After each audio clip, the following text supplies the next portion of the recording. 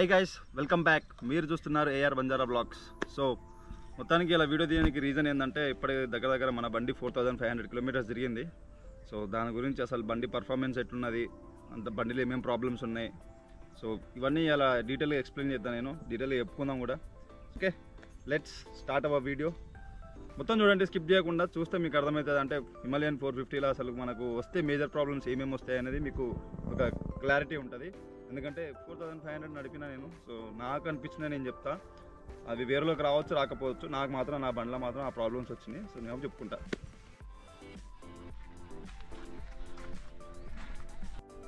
So first మనం ఏంటంటే pros గురించి మాట్లాడుకుందాం. ప్రోస్లో మనకు ఫస్ట్ థింగ్ వచ్చేసి ఏంటంటే బండి ఇంజన్ నాకు బాగా నచ్చింది. బండిలో ఇంజను ఎందుకంటే 450 ఇంజను అండ్ 40 Nm టార్క్, ఇంకా 40 హార్స్ పవర్ కూడా. ఎట్లా అంటే నార్మల్గా మనం ఇట్లాంటి హిల్ ఏరియాస్కి పోయినప్పుడు ఆ ఇనిషియల్ పికప్ ఉంటుంది చూడు బండిలో, అస్సలు కొంచెం కూడా తేడా ఉండదు. The best initial pickup. ఎందుకంటే నేను ఇప్పటిదాకా పెద్ద బండ్లు ఏం వాళ్ళే. చాలామంది నాకు చెప్పింది ఏంటంటే 3000 RPM దాటిన తర్వాతకి ఇనిషియల్ పికప్ అనేది స్మూత్ ఉంటుంది అంటారు. కాకపోతే నేను ఇంతకుముందు ఇప్పుడు పెద్ద బండ్లు వాడలే కాబట్టి నాకు పెద్ద తేడా అనిపించలేదు. సో ఇది నాకు అనిపించింది. సో వేరే వాళ్ళకి అనిపించింది, అనిపించవచ్చు, నాకు తెలియదు. So the best thing in this bike is engine. బాగా నచ్చింది నాకు 452. సో సెకండ్ ప్రాసెస్ వచ్చేసి గేర్ షిఫ్టింగ్. గేర్ షిఫ్టింగ్ నాకు చాలా బాగా నచ్చింది. ఎందుకంటే ఎట్లాంటి సిచ్యువేషన్ అయినా ఉండండి, ఎట్లాంటి రూట్ అయినా ఉండండి. ఇప్పుడు మనం సపోజ్ బాగా ఫాస్ట్గా పోతాను, ఒక రకంగా స్లో చేయాలి, మనం అక్కడక్కడ గేర్ డౌన్ చేసుకోవచ్చు. మనం యాక్సిలరేట్ ఇస్తే బండి అట్లనే రెస్పాండ్ అవుతుంది, కొంచెం కూడా ప్రాబ్లం ఉండదు. ద బెస్ట్ అంటే బెస్ట్, చాలా స్మూత్గా ఉంటుంది గేర్ షిఫ్టింగ్. బాగా నచ్చింది నాకు దీంట్లో గేర్ షిఫ్టింగ్. ఇందులో థర్డ్ ప్రో వచ్చేసి ఏంటంటే టైర్స్. ఈ టైర్స్ ఎట్లా డిజైన్ చేశారంటే ఆఫ్ రోడింగ్ ఇంకా టూరింగ్కి పనికొచ్చేటట్టు తయారు చేశారు. సో నార్మల్గా ఈ టైర్స్ ఏంటంటే స్పోక్ వీల్స్తో వచ్చినాయి. అంటే మనకు స్పోక్ వీల్స్ ఉంటే ఏంటంటే ప్రాఫిట్. నార్మల్గా ఆఫ్ రోడింగ్లో చాలా మంచిగా పర్ఫామ్ చేస్తాయి అన్నట్టు. అండ్ రేర్ వీల్ వచ్చేసి మనకు 17 ఇంచ్, ఇంకా ఫ్రంట్ వీల్ వచ్చేసి 21 ఇంచ్. సో ఇది టైరింగ్ గురించి. అండ్ నాకు అసలు టైరింగ్తో నాకు పెద్ద ప్రాబ్లం ఏమి అనిపించలే. కాకపోతే ఒక్కటి ప్రాబ్లం ఏంటంటే ట్యూబ్లెస్ ఇస్తే బాగుండు. ట్యూబ్ ఎక్కడైనా పంచర్ అయితే ఇబ్బంది, ఎందుకంటే మొత్తం ఇప్పి మనం ఎక్కియాలంటే మాత్రం జ్ఞానపడినది. ఒక్కటి ట్యూబ్లెస్ ఇస్తే బాగుంటుంది. అదొక్కటి నాకు తేడా, మీదంతా బెస్ట్. అంటే ఇప్పటిదాకా నాకు పంచర్ కాలే. కొన్న ఒక రోజుల్లో ముందు టైర్ నాకు పంచర్ అయింది, ఘోరం అది. మళ్ళీ షోరూమ్ పోతే వాళ్ళు వేయించి ఇచ్చినారు నాకు. సో ఇంకోటి ఏంటంటే రాయల్ ఎన్ఫీల్డ్ వాళ్ళు మనకు ట్యూబ్లెస్ టైర్స్ కూడా వాళ్ళు రిలీజ్ చేశారు, ఫ్రేమ్స్. అవి మీరు కావాలంటే చేసుకోవచ్చు, కాకపోతే టూ కాస్ట్లీ. కాకపోతే వీటినే ట్యూబ్లెస్ చేసుకోవచ్చు. ఎట్లా అంటే ఒక గ్లూ లాంటిది ఉంటుంది, ఆ గ్లూని మొత్తం చుట్టి చేసి వేస్తారు వాళ్ళు, ఎయిర్ పోకుండా. అట్లా వేయించుకోవచ్చు, తక్కువ లేకపోతుంది. ఒక 1K 2K అరౌండ్, లేకపోతే 5K అయినా పర్లేదు. ఎందుకంటే 11,000 ఎక్కడ, 5K 2K ఎక్కడ. సో అట్లా వేయించుకోవాలంటే చేయించుకోవచ్చు. సో ఈ బండిలో నెక్స్ట్ ప్రో వచ్చేసి బ్రేకింగ్ సిస్టమ్. బెస్ట్ అంటే బెస్ట్. ABS ఎట్లుంటుంది అంటే బ్రేక్ వేస్తే బండి అయిపోవాలి, అంత బాగుంటుంది బ్రేకింగ్. బాగా ఫాస్ట్ పోతున్నావు, సడన్గా నీ ముందు వెహికల్ వచ్చిందనుకో, నువ్వు ఫ్రంట్ బ్యాక్ ఒక్కసారి యూజ్ చేసి వేసినావు అనుకో, బండి ఆగిపోతుంది. అంత మంచి బ్రేకింగ్ సిస్టమ్. అండ్ ఇంకొకటి ఏంటంటే ఇప్పుడు నార్మల్గా దీంట్లో బ్రేక్ ప్యాడ్స్ ఉంటాయి కదా, చాలా కాస్ట్ ఉంటాయి అన్నట్టు. 3000 3200 ఆ రేంజ్లో ఉంటాయి. కాకపోతే మీకు బండికి వేరే బ్రేక్స్ కూడా వాడుకోవచ్చు. రాయల్ ఎన్ఫీల్డ్ ఉంటాయి, క్లాసిక్ 350 ఉంటాయి కదా, ఆ బ్రేక్స్ కూడా వాడుకోవచ్చు, డిస్క్ ప్యాడ్స్. నేను అవే వేయించుకున్నాను, నేను అవే వాడతాను. నాకు పర్ఫార్మెన్స్లో ఎట్లాంటి తేడా లేదు. సో మీకు కావాలంటే మీరు కూడా అట్లా చేసుకోవచ్చు, తప్పలేదు. ఎందుకంటే అంత పెట్టాలంటే మనతో కాదు, బండి కూడా ఎక్కువ. మళ్ళీ దానికి బ్రేక్ ప్యాడ్స్ సపరేట్గా 3,000 4,000 పెట్టాలంటే ఏం చెప్తాయి, రాదు. సో అది ముచ్చట. సో అంటే వేరే బండ్లో ఉన్నదో లేదో నాకు తెలియదు ఈ ప్రాబ్లం. కాకపోతే నా బండ్లో అయితే ఉన్నది. ఏంటంటే నాకు ఫ్యూల్ది కరెక్ట్ చూపించట్లేదు. అంటే ఇప్పుడు నేను ఫర్ ఎగ్జాంపుల్ మొన్న రీసెంట్గా 3-4 డేస్ బ్యాక్ నేను ఫుల్ ట్యాంక్ చేయించుకున్నా. ఉంటుందిలే అనుకున్నా నేను. ఒక 2 డేస్ ఏమో తిరిగిన బండి మీద, పెట్రోల్ అయిపోయింది. అంటే ఇంకా దాంట్లో ఎట్లా చూపిస్తుంది, ఇంకో పాయింట్ ఉన్నది పెట్రోల్ ఉన్నట్టు చూపించింది నాకు. సో ఏంది, బండి స్టార్ట్ అయితే లేదు ఏందని చూస్తే తర్వాతకి పెట్రోల్ కొట్టించిన. 1 లీటర్ పెట్టి తెచ్చి పెట్రోల్ కొట్టిస్తే అప్పుడు బండి స్టార్ట్ అయింది. నాకు అప్పుడు అర్థమైంది ఫ్యూల్ నాకు తప్పు చూపెడతాందని చెప్పి. సరే ఒకవేళ మీకు ఫ్యూల్ తప్పు చూపెడతాంది, రీసెట్ చేయాలి ఎట్లా అనుకుంటే మాత్రం మళ్ళీ ఫ్యూల్ కొట్టియాలి మీరు దీంట్లో. ఫ్యూల్ ఒక 500-600 లేకపోతే 1000 రూపీస్ అట్లా ఫ్యూల్ కొట్టించారు అనుకో, మినిమం 1000 రూపీస్ ఫ్యూల్ కట్టిస్తే మీకు ఆటోమేటిక్గా పెట్రోల్ అది ఉంటుంది కదా, అది రీస్టార్ట్ అవుతుంది. అది రీస్టార్ట్ అయ్యి మళ్ళీ తర్వాతకి మళ్ళీ అట్లనే తప్పు చూపెడుతుంది. సో నార్మల్గా ఒక్క పాయింట్ దాకా అయితే నాకు తప్పు చూపెడుతుంది, మిగతా అంతా కరెక్ట్ చూపెడుతుంది. ఒక్క పాయింట్ ఉంటుంది చూడు, లాస్ట్ 1 పాయింట్, ఆ పాయింట్ నాకు పెట్రోల్ ఉన్నట్టునే చూపెడుతుంది. అది మాత్రం అసలు తగ్గట్లే పెరగట్లే. సో ఇది నాకు ప్రాబ్లం. ఇదొక్కటి ఈసారి సర్వీస్ సెంటర్ పోయినప్పుడు అరుచుకోవాలి. ఆల్రెడీ చెప్పినా నేను. చెప్పిన తర్వాత కూడా వాళ్ళు ఫోటో తీసుకోవాలి బ్రో, లేకపోతే వీడియో తీసుకోవాలి, మాకు ప్రూఫ్ కావాలంటారు. నీ అమ్మ నేను ఏం తెచ్చాలరా బాబు ప్రూఫ్. బండి మీద పోతా ఉంటే నాకు అసలు ఫ్యూల్ కొట్టించుకున్న తర్వాత చూసుకోము కదా మనం ఫ్యూల్ ఎంత ఉన్నది ఏంది అనేది. ఇప్పుడు బండ్ల దాంట్లో చూసుకుంటే ఓకే ఉన్నది, అండ్ భరోసాతో వెళ్ళిపోతాం. పుసుకు రేట్ అయినా మనం టూరింగ్ పోయినప్పుడు కానీ నార్మల్గా ఎక్కడైనా అడవి ప్రాంతాల్లో తిరుగుతా అంటే పెట్రోల్ అయిపోతుంటే ఏం తెచ్చుకోవాలి పెట్రోల్. సో ఇది ఒక్కటి చూసుకోవాలి. వేరే బండ్లు ఉన్నా లేదు నాకు తెలియదు, నా బండ్లు అయితే ఇది మేజర్. నాకు అన్ని దీంట్లో పెద్ద డిఫెక్ట్ ఏంటంటే నాకు పెట్రోల్ అదొకటే, నాకు వేరేది నాకు అంత పెద్దగా ఏమనిపించలేదు. అదొకటి సెట్ అయితే బాగుండు. సో నెక్స్ట్ ఏంటంటే దీంట్లో కుషనింగ్, సీటింగ్ బాగుంటుంది. దీన్ని సీటింగ్ వైస్ చాలా హ్యాపీగా ఉంటుంది. కాకపోతే కుషనింగ్ దీంట్లో అంత బాగోదు. ఏంటంటే ఇంతసేపు ఒక 1 hour 1.5 hour కూర్చున్నాం అనుకో, ఫర్ ఎగ్జాంపుల్ 150 kilometers 200 kilometers రైడ్కి పోతే ఆ బ్యాక్లో పెయిన్ అనేది తెలుస్తుంది మీకు, డైరెక్ట్ సీట్ మీద కూర్చున్నాం అనుకో. సో ఆ పెయిన్ అనేది తెలియకుండా మనం ఎయిర్ సీట్స్ వాడుకోవచ్చు. ఎయిర్ సీట్స్ వాడుకుంటే మనకు అంత పెయిన్ ఉండదు. కాకపోతే కుషనింగ్ మంచిగా ఉంటే బాగుండు. పెద్ద బండ్లకు ఉంటుంది కదా, ఇప్పుడు నార్మల్గా చాలా పెద్ద వెహికల్స్కి ఓవర్ రేటెడ్ వెహికల్స్కి ఉంటుంది కుషనింగ్. అట్లాంటి కుషనింగ్ ఇస్తే బాగుండు. ఇక మనం 4 లక్షలు కాబట్టి చీప్ అనుకున్నారేమో, మరి నాకు అది అర్థం కాలే. ఈ కుషనింగ్ చిన్న మైనర్ మిస్టేక్స్ ఏదో చీప్ బండ్లకు ఇచ్చినట్టు ఇచ్చినవాడు, నాకు అది నచ్చలేదు. సో ఈ సీటింగ్ ఒకటి, కుషనింగ్ ఒకటి బాగాలేదు. Seating wise it's proper. నార్మల్గా రాయల్ ఎన్ఫీల్డ్ 450 అంటే హిమాలయన్ 450 వాళ్ళు ఏం చేశారంటే మనకు దీంట్లో level 1 level 2 అని సీటింగ్ ఇచ్చిండు. సో కొంచెం పొట్టి ఉన్న వాళ్ళకి కాలు ఈజీగా అందరికి level 1, కొంచెం హైట్ ఉన్న వాళ్ళకి కాలు ఈజీ అందుకని level 2. కాకపోతే ఈ 11 వల్లనే నాకే కాలు అంతలో నాకేంటంటే ఫుటింగ్ ఎట్లుందంటే, ఇది ఫుట్ అనుకో ఇట్లుంటుంది నా ఫుటింగ్, అంతా నాకు ఇట్లా రావట్లేదు ఫుటింగ్, ఇట్లుంటుంది ఫుటింగ్. చాలా హైట్ బండి. సో నేను చూపిస్తాను ఒకసారి చూడండి మీకు ఎట్లా అడ్జస్ట్ చేసుకోవాలి level 1 level 2.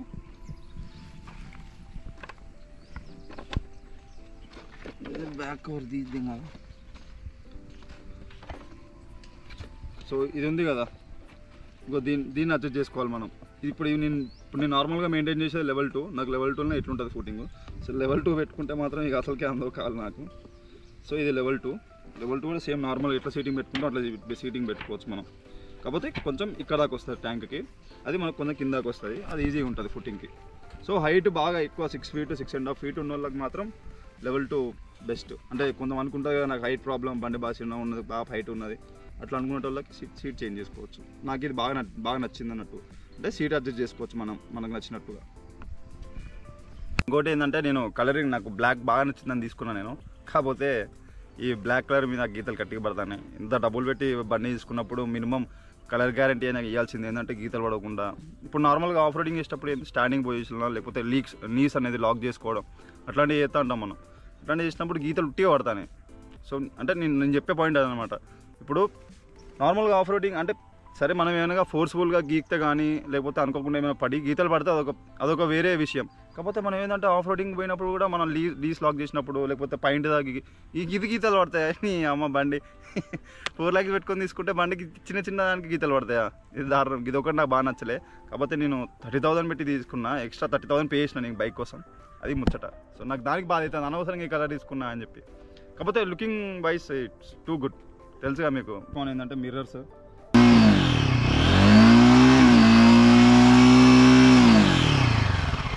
అసలు చాలా దారుణం ఉంటాయి మిర్రర్స్. అంటే కొంచెం దూరం పోయిన తర్వాతకి ఎంత స్మూత్ రోడ్ ఉన్నా కూడా మీకు ఆ మిర్రర్ అనేది షేక్ అవుతూ ఉంటుంది.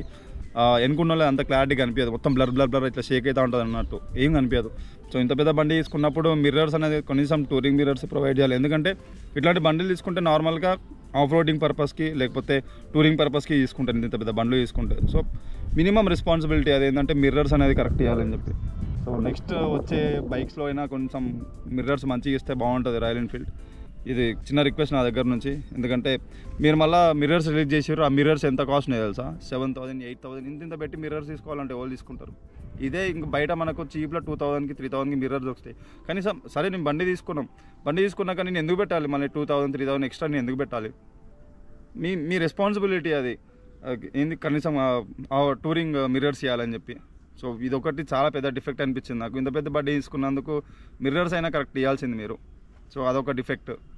ఈ బండిలో ఇంకో పెద్ద డిఫెక్ట్ ఏంటంటే రేడియేటర్. లిక్విడ్ కూల్డ్ ఇంజన్ కదా, ఫుల్లీ హీట్ వదులుతూ ఉంటుంది. నార్మల్గా నువ్వు హైవే మీద పోయేటప్పుడు నీకు అంతా ఏమనిపించదు హీటు. కాకపోతే ఎప్పుడైతే నువ్వు ట్రాఫిక్లో బైక్ డ్రైవ్ చేస్తూ ఉంటావు అప్పుడు తెలుస్తుంది నీకు హీటు. అన్ని ఒక్కసారి కనుక షార్ట్ వేసుకొని బండి తోలినావు అనుకో నీకు దూలు తిరిపోద్ది, అది కూడా ట్రాఫిక్లో. అబ్బాయి ఎట్లా కాలుతుంది తెలుసా? సుర్రు అంటూ ఉంటుంది కాలు. సో బాగా హీట్ వదులుతూ ఉంటుంది అనమాట ట్రాఫిక్లో. అది కూడా మెయిన్, బాగా ట్రాఫిక్లో అయితే చచ్చిపోతాం. ఇంకా ఎండాకాలం అయితే జీజీ నూతుంది, అట్లుంటుంది పరిస్థితి మనది. సో అదొకటి నాకు అనిపించింది, బాగా హీట్ ఉంటుంది. అది నా బండ్లనే కాదు, అన్ని బండ్లు ఉంటుంది, ఇది మాత్రం 100%. సో ఈ బండిలో నాకు చాలా దారుణమైన విషయం అనిపించింది ఏంటంటే హెడ్లైట్. సో చాలా బేకార్ అంటే బేకార్, దీని లైటింగ్ అసలు పవరే ఉండదు. సో నేను దాని బదులు మళ్ళీ కొత్తవి పెట్టించుకున్నా ఇవి రెండు. సో ఇవి రెండు ఒకసారి చూపిస్తాను మీకు.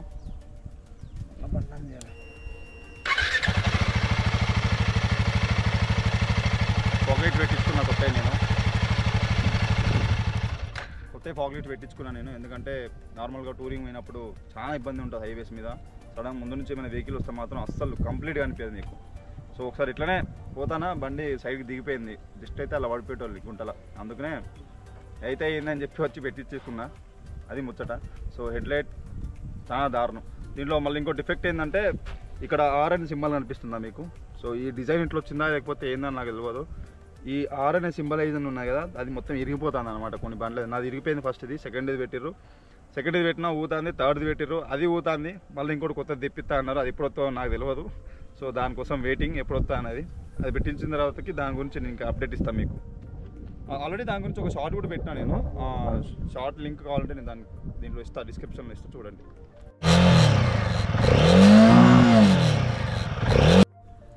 సో ఇంకొకటి ఏంటంటే బండిది వెయిట్. నార్మల్గా ఫర్ ఎగ్జాంపుల్ మీరు నార్మల్గా ట్రాఫిక్లో డ్రైవ్ చేయాలనుకోండి, off roading it's too good. ఎందుకంటే ఆఫ్ రోడింగ్ మనకు ట్రాఫిక్ ఉండదు కాబట్టి మనం ఇష్టమైనట్టు తిప్పుకుంటూ ఉంటాం. ఇప్పుడు నార్మల్గా సిటీలో బండి నడుపుతా అంటే మనకు వెయిట్ అనేది తెలుస్తుంది బండిది. చాలా టార్చర్ అనిపిస్తుంది మీకు బండి డ్రైవ్ చేస్తుంటే, ఒక్క సిటీలో అంతే. మిగతా words too good. And controlling ఇదంతా చాలా బాగుంటుంది, మీరు ఎక్కడ తోలినా బాగానే ఉంటుంది. కాకపోతే కొంచెం ట్రాఫిక్లో ఇప్పుడు ఉంటారు కొంచెం నా కొడుకులు ఉసుకుని పోతూ ఉంటారు గలీగలీలోకి వెళ్ళి, అప్పుడు మనకు కొంచెం ఇబ్బంది అవుతుంది. సడన్గా హ్యాండిల్ తిప్పాలన్నా, సడన్గా చిన్న చిన్న పొక్కలకి వెళ్ళి పోవాలన్నా కూడా అట్లా మనకు చాలా ప్రాబ్లం ఉంటుంది. మిగతా అంతా బెస్ట్. సో ఇది మన బండి pros and cons.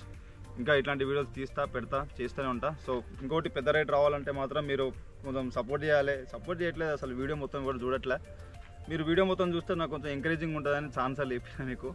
So video ఒకసారి మీరు వీడియో క్లిక్ చేసి చూస్తే మీకే అర్థమవుతుంది వీడియోలో ఏమున్నది, అసలు ఎట్లున్నది, వీడియో చూడొచ్చా, సపోర్ట్ చేయొచ్చా అనేది మీకే అర్థమవుతుంది. నేను ఏమంటలేను, కాకపోతే మీకు వీడియో నచ్చితేనే సబ్స్క్రైబ్ చేయండి. నేను ఇప్పటికీ అదే చెప్తాను, మీకు ఫస్ట్ వీడియోలో అదే చెప్పినా, ఇప్పుడే అదే చెప్తాను. వీడియో నచ్చితేనే సబ్స్క్రైబ్ చేయండి. కాకపోతే వీడియో చూసేటోళ్ళు కొంతమంది సబ్స్క్రైబ్ చేసుకుంటారు, కొంతమంది నచ్చేటోళ్ళకి సబ్స్క్రైబ్ చేసుకుంటారు, నచ్చని వాళ్ళకి సబ్స్క్రైబ్ చేసుకోవట్లేదు. కాకపోతే ఏంటంటే చూసేటోళ్ళు మొత్తం చూడట్లేదు, అది బాధ. మొత్తం చూస్తే మీకు అర్థమవుతుంది అసలు వీడియోలో ఏమున్నది అనేది.